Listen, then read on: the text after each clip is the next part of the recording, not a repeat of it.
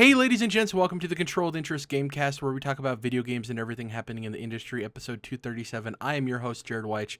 As always, I'm joined by my co-host, Dominic Orlando. And the circumstances around which I'm joining you are that you are evidence of like some of the highest esteem people I could keep around, because right now Elden Ring is sitting in my PlayStation 5 that I've not even booted up yet, except to, I guess, install the game. And I'm no longer working. I'm not obligated to be here to pay my mortgage, but I'm choosing to spend this time, instead of playing Elden Ring, with you, Jerrad. Speaking of Elden Ring on the PS5, did you read that weird Digital Foundry thing of like, it's actually better to play Elden Ring on the PS5, the PS4 version or something like that? It's very weird. Their performance test is very weird. For the Series X, you want to play with VSS or VRR, whatever it's called. It's very weird. I saw that and I was like, normally for weeks like this, we would do a review roundup for games like Elden Ring.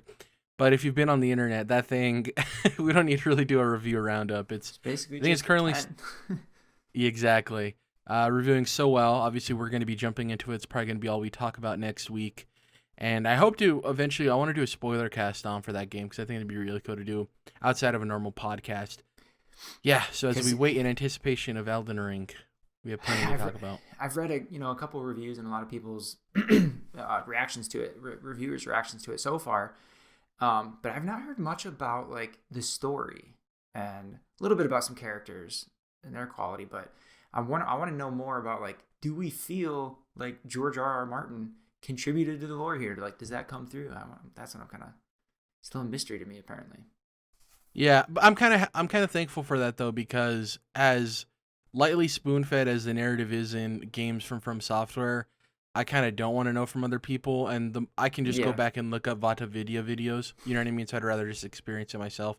But that is a good point. No one has really talked about George R. R. Martin's place in all of this, right? Because from what we know, he kind of gave them a loose outline, and then Miyazaki frummed it up and kind of twisted it into the dark fantasy that they're known for. I would love, because Miyazaki doesn't really talk to the media, I would love for George R. R. Martin to actually do some interviews in regards to what role he played in all of this. Who knows? We'll see. Plenty to talk about with Elden Ring for the foreseeable future, especially considering how long that game seems to be. But let's talk about some other stuff. Let's get into the Quickie news here. This week has been celebrating Pokemon in the lead up to Pokemon Day on February 27th. I don't know if you knew that or not, Dom. And every day they've been doing these little updates to, Thursday's update for Pokemon Unite, Tuesday's an update for a different some other mobile game. And it was all culminating to this coming Sunday, which is February 27th. We're recording currently on the 24th.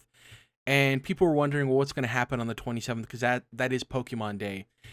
And turns out we're getting a Pokemon Presents. For those unfamiliar, this is the Nintendo Direct style presentation that Pokemon holds. And it's going to be 14 minutes long. We know that. It's going to be posted early in the morning because why not? For us anyways, Americans. And it's interesting, Dom, because we're in a place now where we just saw the release of the Brilliant Diamond and Shining Pearl remakes late last year. We got Pokemon Legends Arceus, which came out in January. And now we're getting a Pokemon Presents. And the weird thing is, I went and did some research. The longest span between two mainline entries in Pokemon is 4 years. And that was way back when.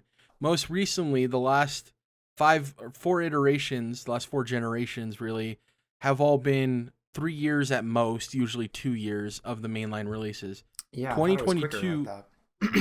Yeah, it was quicker in the earlier days, and it kind of started getting longer and longer, probably as game development obviously became more complicated. We're coming up on 3 years. So November of 2022 will be 3 years from Sword and Shield. So there is potential that we see Generation 9. Or it could end up moving to 4 years and come out next year. And honestly, I really think it comes down to what framework this game is developed in. Is it going to be something similar to Sword and Shield and be an evolution of that? Or is it the leap using Pokemon Legends, right? Who knows? people are speculating, this could be an expansion for Pokemon Legends Arceus, because that was something that was new to Sword and Shield, is that we had those two right. post-launch expansions. Yeah. The Crown Isle and I don't remember. No, the Crown Tundra and the something Isle. I don't remember the names off the top of my head, but it was the first time we had gotten those two expansions for a Pokemon game. Usually it was the third entry. There was red and blue, then there was yellow. There was, silver and gold, and then there was emerald? No, that's ruby and sapphire. What was silver and gold's third one? Crystal. Crystal, there you go. It's, I don't know. You know how big of a Pokemon fan I am. I kind of want to see Generation 9, but I'm not getting my hopes up because I just want to, we don't know what it's going to be.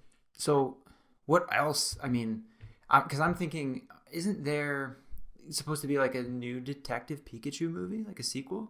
Isn't that? Yes, and there also is a sequel to the game in development as well, Detective Pikachu 2. Okay. Yeah, that could totally be something that happens. Maybe it's a combo pack with those two things. They could also announce Pokemon Home support for either the remakes or Legends Arceus, because that currently doesn't exist. All we know is that that feature is slated for both of those games, well, all three of them, in 2022. And if that happens, plus the Detective Pikachu stuff, I think there'll be a lot of Pokemon fans that are happy. Mm-hmm. But I think the general audience will be a bit disappointed because they're hoping for either that Legends Arceus expansion or a first glimpse at the 9th generation of Pokemon. I don't want to get my hopes up either way. I'm currently in a good place with the Pokemon franchise, and I'm just going to be hopeful that I get something I'm excited for, but, whatever happens, happens. We could also get an expansion for Pokemon Snap. Remember, that was a new entry in that series that came out last year. We could totally see something added to that as well. So, who knows? I'm just excited to have something to look forward to because we had that State of Play, which was okay. Was it State of Play or was it a Nintendo Direct? No, we had a State of Play, right? It was the Horizon one. Well, last thing I thought was a Direct, but we also had a State of Play this year, and it was yeah. I think it had not much going on, at least that I. For us, anyways, it was very Japanese developer centric, which isn't our bag when it comes to Nintendo. For me and you, I think a lot of Ghostwire Tokyo was in it. Ghostwire, that's what it was. Yeah. So for me personally, those two presentations didn't do a whole lot for my interest. Not saying they were good or bad.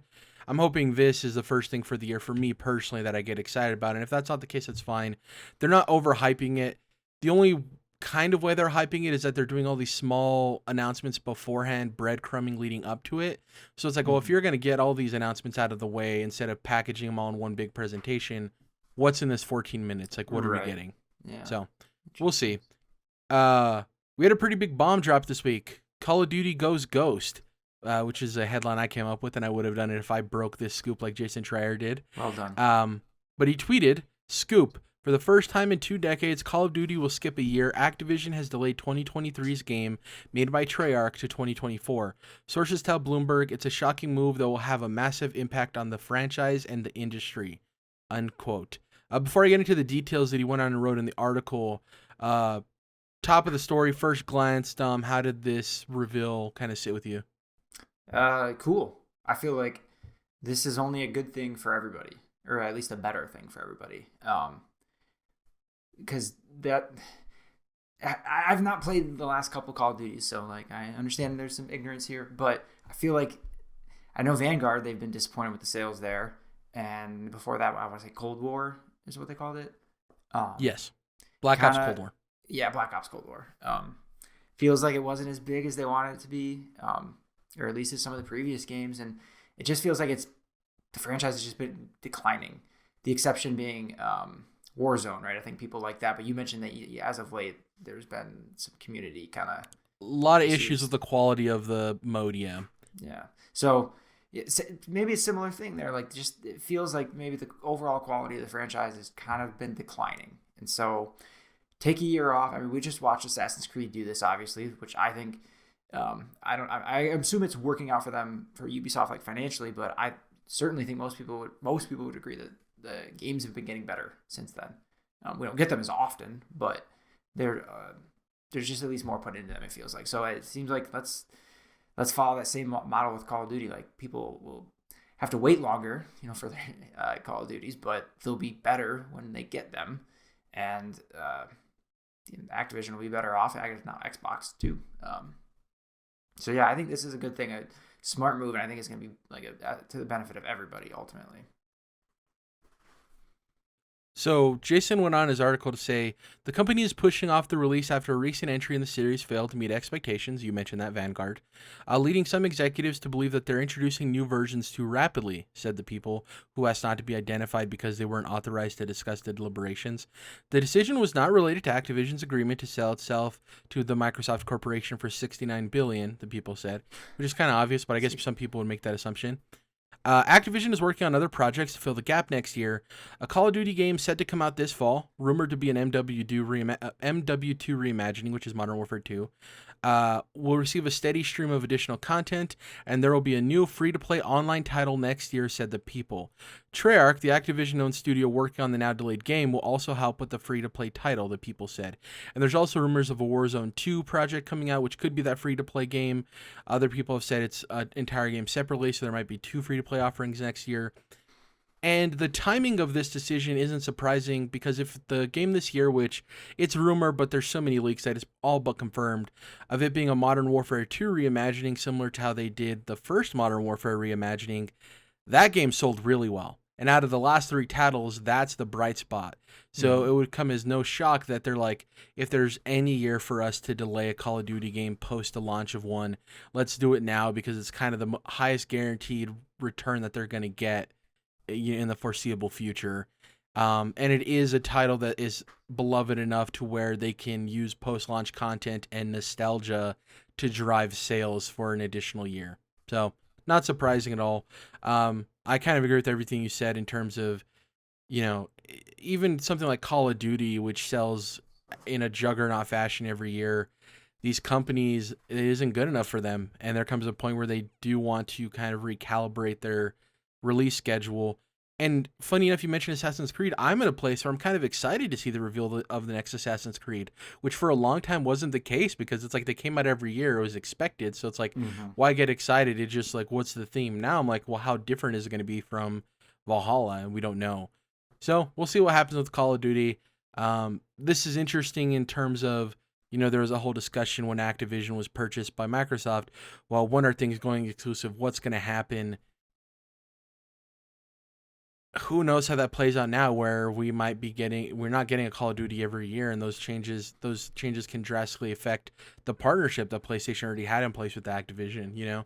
Like, how long have they known, or even Xbox known, because they are third-party partners, about this before the public knew, right? Because they have those things in place for exclusive DLC and launch windows and all of that stuff. So yeah, we'll see what happens. Speaking of PlayStation, this is a big story of the week. Jeff Grubb casually on one of his premium membership giant bomb streams that he does called Grubb Snacks, and then he kind of transcribes it onto Venture Beater Games Beat. He revealed some PlayStation Spartacus details. Jeff Grubb described Spartacus as an evolution of the current PlayStation Plus membership, split into 3 distinct tiers. Names of the tiers and the prices are subject to change, but as Grubb understands it, here is how they break down. Now, for those unfamiliar, Spartacus has been this rumored, I hate to use the word again, reimagining or restructuring or reintroduction of PlayStation Now, and it's said to be combined with PlayStation Plus in a way similar to Game Pass Ultimate, where you're paying one subscription, and based on the tier you subscribe to, the offerings are different. And I'm going to break these down, and then we'll go ahead and talk about it. Is that good with you, Dom? Let's do it. Let's get into it. So PlayStation Plus Essential is going to be $10 a month. Is the PlayStation Plus that you already know, and for that $10 per month, you get monthly games that you can add to your library. This works a lot like it already works today. So $10 a month, you're going to be getting exactly what you're getting now. Not hard to understand there. Next up, for an additional $3, you get PlayStation Plus Extra. This is the middle tier. It gets you the monthly games and a game catalog for $13 a month. The game catalog is a library of hundreds of older downloadable games. This seems like Sony ripped the download catalog out of PS Now and popped it into PlayStation Plus instead. So remember, this isn't classic games. We're going to get to that soon. This is the downloadable games you're already used to in the PlayStation Now subscription, where you're able to download them and play them. this is a part that's most similar to Game Pass, if that makes sense, minus the cloud, obviously, and streaming, where it's just being able to download the games. Now, for an additional $3 on top of that, PlayStation Plus Premium for $16 a month gets you all of the above, meaning you get the monthly free games and the game catalog of downloadable games, plus everything else that the $16 a month subscription offers. That everything else includes PlayStation Now's streaming capabilities, which, depending on how you feel about that, is a good or a bad thing. You also get a library of, quote, classic games, unquote, as well as a new Game Trials feature. Game Trials enable you to download and start playing the full versions of new PlayStation games. This likely has a time limit function, which is similar to how Game Trials work on the EA Play service from Electronic Arts. What I want to mention is the EA Play service gives you 10 hours. I would put money on it probably not being 10 hours for PlayStation first-party titles, because most of their story-driven games aren't much longer than that. Obviously, there's exceptions and stuff like that, but yeah, that wouldn't make sense for them. Think of it more as like slightly extended demos, I would imagine. And I want to add the last part here from Grubb. He goes on to add, while Sony will not include full versions of its blockbuster games in PlayStation Plus on day one, Game Trials will at least give a bigger audience a chance to sample those games. Sony is moving into a testing phase for Spartacus in the next few weeks, and it could announce the details of its new membership program in March, although that'll depend on whether it is ready to roll out the service. Another point of clarification is, in the premium membership, those classic games will include select PlayStation 1, PlayStation 2, and PlayStation 3 games, but they will have to be streamed. They will not be downloadable, which is a huge bummer, which they kind of added into that. Yeah, I don't have much experience with PlayStation Now, and to me, I think this is a service that will, if everything in this is how it seems, will be much more comparable to the Game Pass offering for a slightly more expensive price. I think Game Pass Ultimate is $14.99. I'm pretty sure. So it'll be a dollar more. I am still bummed that you won't be able to download the classic games because streaming can really eat up data in a hurry if you're not paying attention to that stuff. Maybe not for classic games because they're not pushing 4K or anything. I think this all seems a good direction.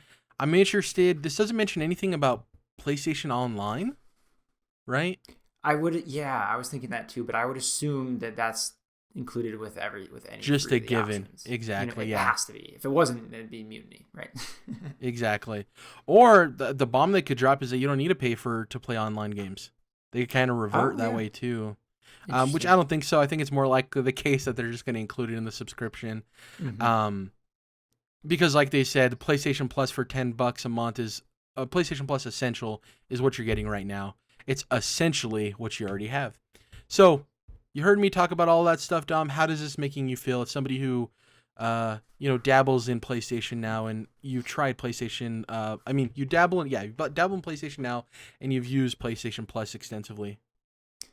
Yeah, my first gut reaction was like, oh, cool. Like, this sounds good. I mean, from what I could hope from them. Maybe not what I would want from them, but, what I expect. This is like, okay, that's, you did what the minimum kind of to me, like to make yourself a little bit more competitive compared to Game Pass. But when you break it down that highest tier, I mean, they're the same. You're getting a game catalog, and that is both local and sometimes streaming. So it's actually, the catalog itself is not as good as Game Pass, but also the streaming the classic games are limited to only streaming, right? So that's not quite as good either on that front. But also, they're putting the first party games on there, but only for 2 hours or whatever it ends up being, right? Whereas Xbox, the first party games are just there, and especially now that they have a plethora of studios that are starting to churn out some fucking bangers. Like, I think that you definitely make an argument that Xbox first parties are, better overall than Sony's. I don't think anyone would. I mean, there's points to be made on both sides of that, but yeah, for the same price though, and it's a good improvement, but it also is also a reminder that like Game Pass is still just a better deal, just flat out, So it's good and bad, I guess. It's good. It's a good step, but still not the biggest, the step we hoped for from them. It's weird because to me, in some ways, it's almost better to be a far departure from the best service around than to be so close that the Right. difference in value is so apparent, if that makes Exactly. sense. Yeah, that's Yeah. what I feel too. Um, I saw but it is one an improvement, suggestion. so I don't want to be negative on it because I think it is an Yeah, improvement on what they're currently offering, anyways. that's why I still felt a little wishy-washy because I'm like, well, it is better. This is, get more options and different things and classic games that, I don't know, maybe some of them you already can stream for PS3 for sure for on PlayStation now, but I'm not sure about PS1 and 2. I don't think we can do that already. So that's a new thing, that they're adding.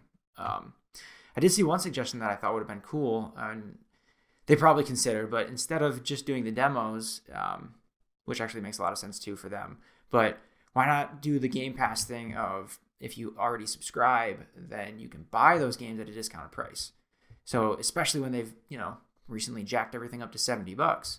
What if you're a $16 subscriber, it's only 50 or something or whatever. I didn't even think about them not mentioning that of that being sales for subscribers. Yeah, I don't know. Because that already exists. Just there's PS Plus exclusive sales, but it's, every now and again, and it's usually not that big a difference from whatever sales are normally going on. But if they did something a little more substantial, like everything's 20% off for Sony first-party games when they come out, even when they're brand new, since you're already a subscriber at our max tier, you should get a freaking discount. The demos are great for getting new people in, but I don't know. Here's the thing I want to clarify too. So I'm looking at the Game Pass plans, right? And it's actually, so the comparable service to this isn't Game Pass Ultimate, it's just regular Game Pass. Yeah. Which is $10 a month. Because that gets you games, that gets you the new games, and you get discounts and deals and all of that stuff. The $15 a month membership, which is Game Pass Ultimate, which is closer in price, is the one that gives you cloud, so you can not only play on your phone, tablet device, streaming in general, PC, it gives you PC Game Pass as well. Plus the free perks that they give you, plus the EA Play membership. Like, it's not even close. Right. It's just very apparent which is better, which is a better deal, just straight up.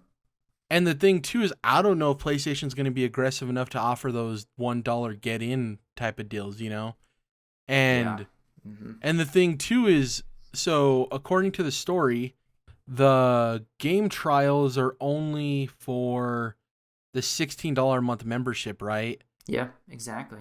So instead of you paying $10, Dom, to play for a month to play Halo and then cancel your membership, if I wanted to do that to try, not even play the whole game, to try out a new game for PlayStation, I have to pay $16. Right. It's like for a month. That's crazy. That's a demo, right? Granted, it's more than a demo because it's, just the game, but for a limited amount of time. So it's not like a specifically designed demo, but like, like we talked about how many demos are out on the Switch right now for free. You just download them, right? To me, like, they're selling the demos here, right? They're making that a part of the package, which, like, other people are giving demos away for free and Xbox, you know what I mean? Like, and the counter argument could be like, well, what if your progress carries over to the full game if you buy it? It's like, well, that happens with Triangle Strategy. I don't have to pay for that demo, and I played it, and my progress will carry over to the game when I buy it. It's a bummer because, you're primary PlayStation, I'm primary Xbox, and like I just said, if you want to hop in and try the latest new release, you only have to pay $10. I mean, it could be $1 depending on your situation, but let's just say $10. Get in, you get to play the full game, and I have to pay, about 50% more to just try the game out. I know, it's crazy to me. Yeah. And it's a bummer to be so negative because it is an improvement, but at the same time, there is a direct comparison in the market. And as much as it is improving, in my opinion, it isn't enough to be a competitor, so. And especially, I think it's also worth mentioning that right now, PlayStation 5s are selling super well, right? But so are Series X's, and they're basically both selling as far as supply will allow. So you have a bottleneck there, but there is no bottleneck on selling software, more subscriptions to the people who already have the boxes. So that's where you have some room to make more money, whereas you can't on selling hardware. Like, you're capped off.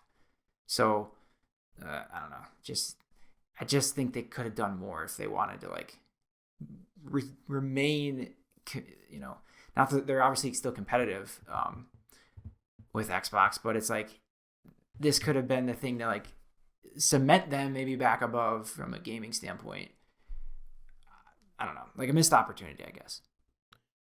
Yeah, and I wonder, so a lot of times with these changes, PlayStation isn't trying to pull in the people who already pay for PlayStation Plus because they know they're going to have them more than likely. They want to get people who don't have the service to opt in, right? That's the whole point of it. And I don't know if this is going to move the needle enough for people to do that, because it's like, why would I pay $16 a month for that? It's the weird Nintendo thing too, where they're like, well, we're going to dangle these classic games because we hold them hostage this way. So we're going to, I don't know, force you into doing it. You know what it kind of feels like, just overall? Here's my final take. This feels like kicking a field goal when you're down 6 with like 3 or 4 minutes left in the game, right? It's like, I guess, but it just feels too conservative when you need to like make the big move here.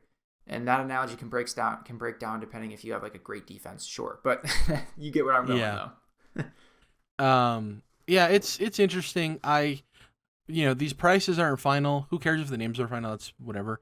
But the prices aren't final, and I wonder if they lower in price, that'll be a lot more interesting. If they're higher in price, I don't know. We'll see what happens. Yeah, those weird numbers. 10, 13, and 13 and 16. Yeah. Weird. It is weird. Who knows? We'll see what happens. If it comes in March, we'll know. That's the thing too, is I wonder if this is going to be its own state of play when it does get announced, right? I think it'd be a part of, one at the end of one or something. I would hope. Yeah, not headlining, but state of plays have been so weird too, because like they'll be great, they'll be blah, they'll be like fine. I don't know. This they're all over this the would place. be a blog post. Let's be honest. Yeah. Well, we'd hope. Yeah. Yeah, but I could totally see PlayStation leaning into like the highlight reel of all the classic titles too, and then the little tiny white text at the bottom saying you can only stream them, you can't download them. Yeah, we'll see what happens there, but PlayStation Spartacus, going to be an interesting unveiling this year if it does end up happening. Who knows? Because things go real bad and they could just scrap it and we never hear about it, which doesn't sound plausible at this point, but there's probably been, several years of just like technical architecture work to like build the stuff behind the scenes to like make this work. Yeah, but they bought Gaikai and never used it, Well, yeah, exactly. So I mean, this is happening. Like, they're not going to go back on this now. You know what I mean? Yeah. It's too late. We're too close. Yeah.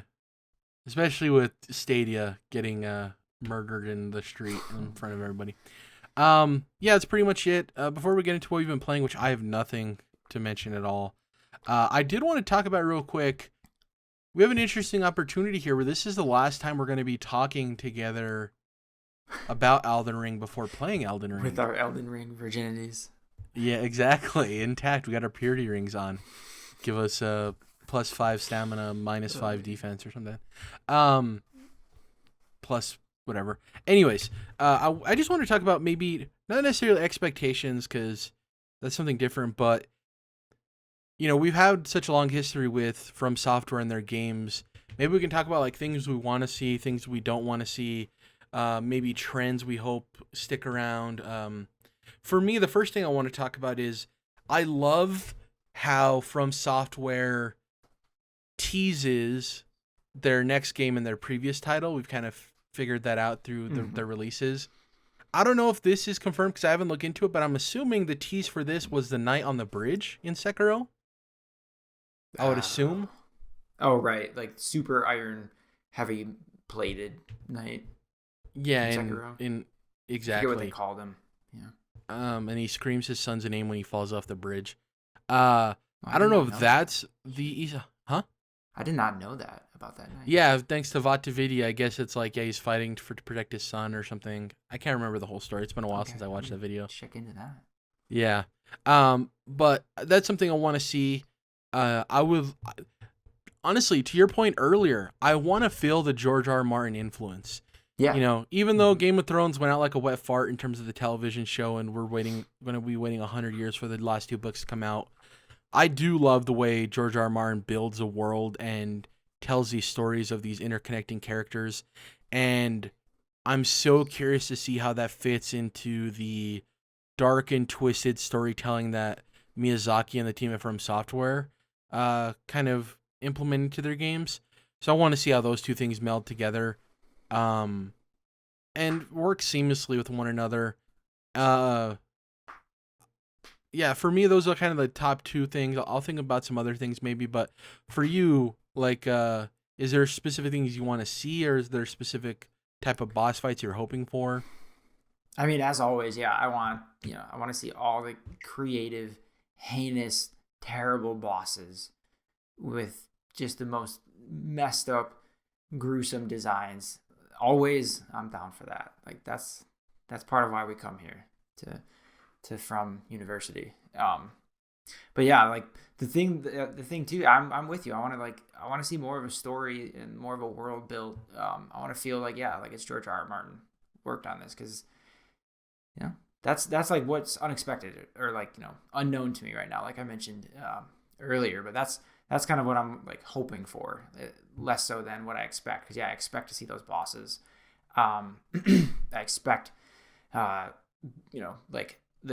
the RPG elements that I've missed, like even from Sekiro and Bloodborne, that stuff, a lot of that stuff kind of got shed a little bit, more so in Sekiro. And I want to see tons of different armor sets and different tons of different weapons and variations of weapons that are, everything's upgradable, and like weird unique stats that scale with weapons and armor, different things like that, like all that super nerdy shit. Like I'm excited for that. Like that's more like the Dark Souls stuff out of the From games, right? Yeah. That they haven't done that in a while. We got like even like the Demon Souls remake didn't have as much of that either, because it was like their first game and it was just smaller, right? But by the time they got to Dark Souls 3, like it was just more deeper in terms of those RPG elements and all those variations. And that's what this feels like. This feels like a sequel to Dark Souls 3, as opposed to Sekiro or Bloodborne. This isn't a combat evolution for them. It's just like a well, the evolution, I guess, is more like it's open world now, right?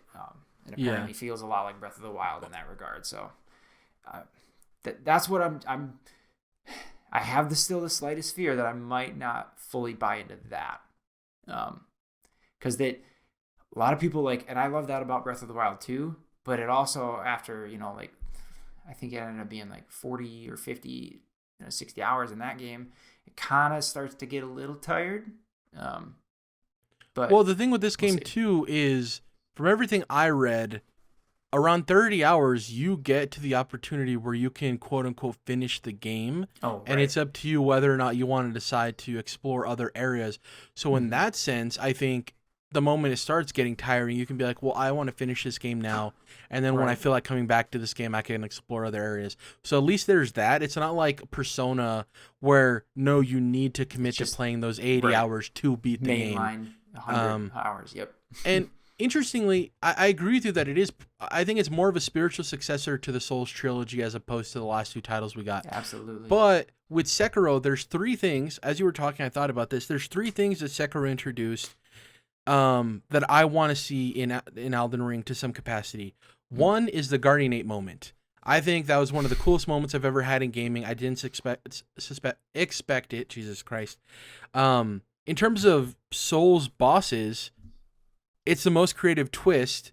Because we've had similar things where you think a boss is defeated and then it wasn't. But the reveal of why the Guardian Ape was still alive and then you killing it is really cool. And then obviously that leads to eventually there's a 3rd fight with the Guardian Ape later on. So that's something I want, like a wow reveal moment in a boss fight like that. I thought that was really cool. 2, the moment you start ascending Ashina Castle and you're introduced to the kamikaze pilots, essentially. Just come screaming through the air. Exactly, and come out of nowhere and wreck your shit. That's something I want. I'd love to be walking through like a dense forest and some random ass thing happens and it triggers this type of enemy I have to be wary of. I think that's really cool and something that would be special to have to deal with. And lastly, the snake fight throughout Sekiro I think is really interesting because for all intents and purposes, it is a boss fight, but it's not the traditional Souls boss fight where it's a health bar and you're whittling it down and it's an arena where you're fighting this boss. It's this like elongated chase sequence where you're running away from this thing most of the time until eventually at the end you get your opportunity to satiate your desires to kill the beast, right? I think that's really clever too, and that's something I want to see as well. And those elements I think can work really well in an open world game. I think they made him astounding in a linear title like Sekiro, but when you add in an open world environment where you can literally have those things happen from any direction you're facing because of the design of the world, you open up the opportunity for those things to feel even more natural and crazy and surprising and unexpected. So that's something that I hope returns, even though, like you said, this is more connected to Souls than it is to Sekiro or Bloodborne. And the last thing I want to mention is in Dark Souls, the original Dark Souls, one thing I thought was so cool is what's the name of the prison area you're in to begin the game? And then you escape on the Raven or the Crow? The Undead Asylum. Yeah, so when you first are in the Undead Asylum, it has one kind of vibe to it. And then later in the game, you can return to the Undead Asylum, and it has a totally different vibe. There's new explorable areas. Characters you met are slightly different than they were before. That's something I hope we see too, where, you know, maybe there's these starting areas in Elden Ring that are one way, and by the time you're completing your journey, things have just evolved in a way that are completely different. And I know it's already confirmed we're going to get some of that based on the day-night cycle, where enemies and certain areas distinctly change based on the day-night cycle. But I want that to be not just based on the time of day, but also your experience in the game world itself, that things might change or open up based on the time you've experienced the world. So, anything else? Like awesome NPC quests that are annoyingly hard to track and understand, but the characters themselves are so cool in the weirdest ways. But yeah, you have to do things in weird sequences, and it doesn't quite tell you exactly what and where. Everything's kind of affects other things if you do it in the wrong order, all that weird stuff. But then if you complete the NPC quest, like something cool happens with it. It's always like it's almost like you typically have to have a guide to like make sure you're doing those things properly. Or like at least if you wanted to do like everything in one playthrough, sort of usually, but to kind of even naturally find that stuff in those quests is like satisfying in a weird way. But in honor of it being Souls adjacent, I do think I want to see some type of patches appearance. Maybe not even patches, but characters similar to patches. Mm-hmm. And I need an Onion Knight of some sort. I need that as well. Give me an Onion Knight. And I want... Sigmar. Yeah, exactly. Or what was Sigurd and Sigmar, I believe are their two names. Yeah. Yep. One's the daughter, that's right. And I want somebody similar, or maybe not similar, but in the vein of Havel the Knight in terms of I want like a big foreboding like enemy that isn't a boss, but is clearly not a regular enemy that you stumble upon accidentally and it just catches you by surprise. Because like with Havel the Knight in Dark Souls 1, he's in that tower and you just come and it's like, what's this dude? Oh God. You know what I mean? And then you realize how powerful he is. Smashes you as a pancake in one hit. Yeah. It's going to be exciting. We're on the precipice of experiencing it and we're going to be changed men following it. Dom will never be the same again. You know, at bare minimum, I hope it's an enjoyable experience. But I honestly really hope by the time I end up finishing this game that it holds a special place in my heart and is one of, you know, the best games I've ever played, because I have that sort of expectation from Software, not only from the reviews, but from what they've been able to do, because every game they put out ends up being one of my favorite games of all time. You know what I mean? Yeah. So I'm really excited and I can't wait to hop in. Keep on evolving and like refining and like with efficiency, like you always bring it up of like they're able to make games at a good pace and they're all really damn good. and they And they're not complacent, right? They could have churned out Dark Souls games forever, but they did Bloodborne, which was similar but different. Then they did Sekiro, which is much different, and now they were like, let's do an open world Dark Souls game. You know, they're not complacent with what they do. So, oh man, I'm so excited. Me too. I haven't really played anything this week. It's kind of in that paralysis by analysis. I mean, I dabbled with like Cyberpunk and stuff, but nothing really to mention at all that's worth talking about. Is there anything you played this week leading up to Elden Ring that you wanted to mention? Yeah, I did finish Cyberpunk. Okay. Anyway, no, I mean it ended, and I was like, yeah.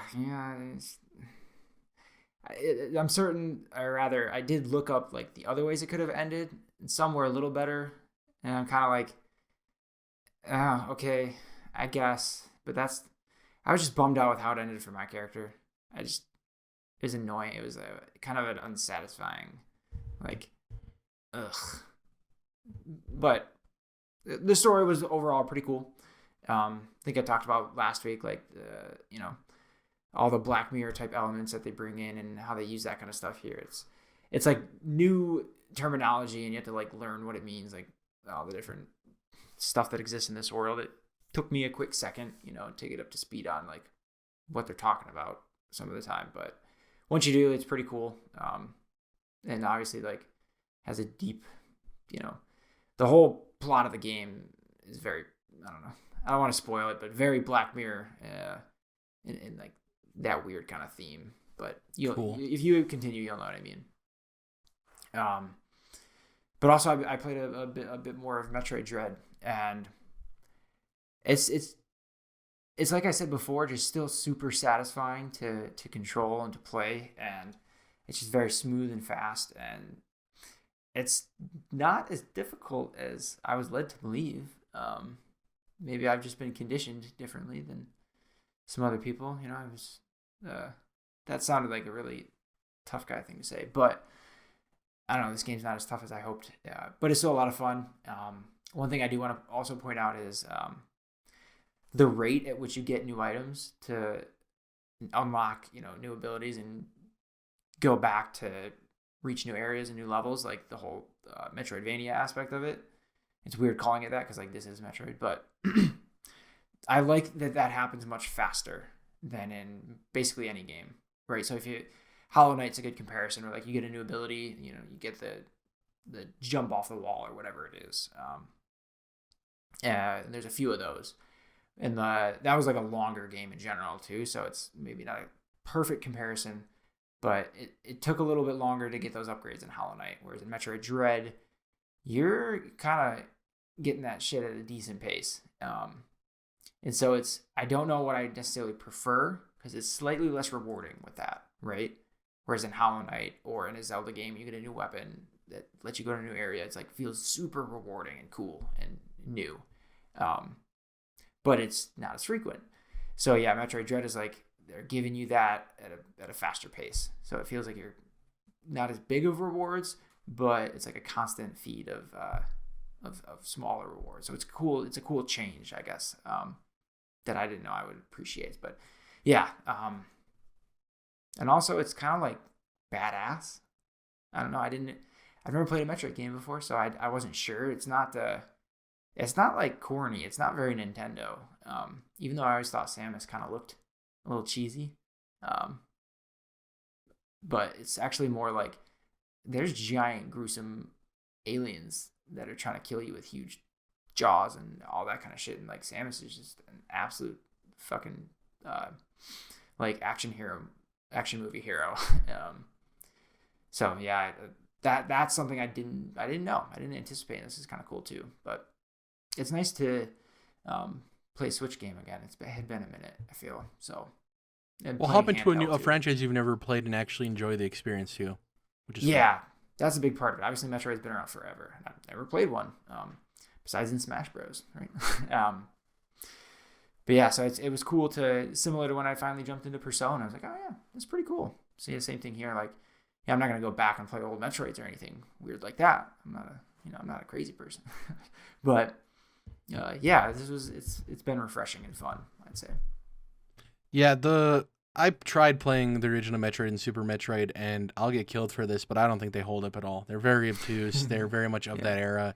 The only people who will applaud them are the people who originally played them, and it's a nostalgia thing, and they kind of, I don't know. I just don't think they hold up very much, and I didn't enjoy my time with them. It's like I was dabbling with the idea of hopping in Metroid Dread. I don't know if I ever will, but it's cool to see you experiencing and having a good time with it, so I can at least, live vicariously through you. And I will say, I saw the steelbook from Best Buy for Elden Ring. That thing is incredible. No wonder I wanted it. Right? Yeah, that thing is so sick. Had to. Yeah, I totally get it. Yeah, I think that's pretty much it. Oh, there was one thing I forgot to add to the news. Apparently Obsidian's in early talks to make New Vegas 2. You didn't see this report? Didn't see this. Yeah. Didn't see this. So not a lot of details there, but basically they're in early talks to. This is also from Jeff Grubb. He did this during that same Grubb Snacks. That they're in early talks for a New Vegas 2, which is interesting because we talked about before. I think the next Fallout game we're getting is not from Bethesda, just because of their roadmap with Starfield and then Elder Scrolls. It's gonna be a long time before it's Bethesda. Yeah. New Vegas 2 is a weird choice. I don't mind New Vegas 2. I wouldn't also mind if Obsidian went somewhere else. And maybe it's not even end up called New Vegas 2, but I don't necessarily need it to be a follow-up narratively to that. That's not really what I'm into with Fallout. Yeah. But a Fallout New Vegas 2 would also have the cachet in terms of name to pull in a lot of marketing value. So I totally understand that too. That's years away though, not much talking about now. There's not a whole lot of details. It's kind of like the new Dragon Age 4 details of like, things are going good. Cool. Keep on doing what you're doing. That's it for this week's episode. Thank you guys for listening. If you enjoyed, head on over to Spotify, search Controlled Interest. Gamecast will pop right up. We're on Twitter at the same name, CI Gamecast, or CRLINT, that's Controlled Interest abbreviated. Independently, you can follow me at Jerrad Wyche, JERRADWYCHE. Dom is at Obi Dom Kenobi, but the O in Obi is the number 0, not the letter O. You can find us on YouTube at, search Controlled Interest will pop right up. Subscribe so you never miss a video. If you enjoyed the podcast, leave us a comment. It helps the algorithm. Let us know, would you be excited for New Vegas 2? Or if Obsidian was working on a new Fallout, would you much rather have it be set in a new location? And if Fallout is in your bag, what game do you want to see on the top tier of PlayStation Spartacus from the classic PlayStation games? Other than that, we'll catch you guys next week with our Elden Ring impressions. I cannot wait, Dom. I cannot wait. Going to be a good episode next week, regardless of whatever news comes out. We'll speak for an hour and a half about Elden Ring. Who cares? We'll see you guys then. Have a good time.